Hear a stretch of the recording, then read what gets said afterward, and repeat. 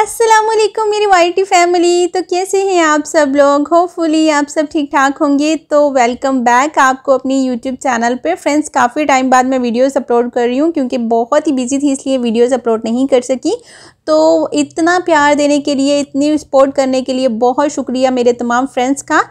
तो जी, मैं आज आप लोगों के साथ ये आइस मेकअप ट्यूटोरियल शेयर कर रही हूँ जो कि बहुत ही इजी है। 4 स्टेप में आप इसको कंप्लीट कर लेते हो। तो स्टार्ट करते हैं। अगर आपको वीडियो अच्छी लगे तो लाइक एंड शेयर के साथ साथ चैनल को सब्सक्राइब ज़रूर कीजिएगा और पास में आए हुए बेल आइकन को भी ज़रूर प्रेस कर दीजिएगा और ऑल पे प्रेस कीजिएगा ताकि तमाम नोटिफिकेशन आपको मिलते रहें। तो फ्रेंड्स, कमेंट सेशन में अपनी राय का इजहार ज़रूर कीजिएगा कि आपको मेरी वीडियोस कैसी लगती हैं और आप नेक्स्ट किस तरह की वीडियोस वॉच करना चाहते हैं, अच्छी लगती हैं या नहीं लगती। तो प्लीज़ कमेंट सेशन में अपनी राय का इजहार कर दीजिएगा और अपनी बहन को दुआओं में याद रखिएगा। तो मिलते हैं नेक्स्ट वीडियो में। तो वीडियो को स्किप मत कीजिएगा। अल्लाह हाफिज़।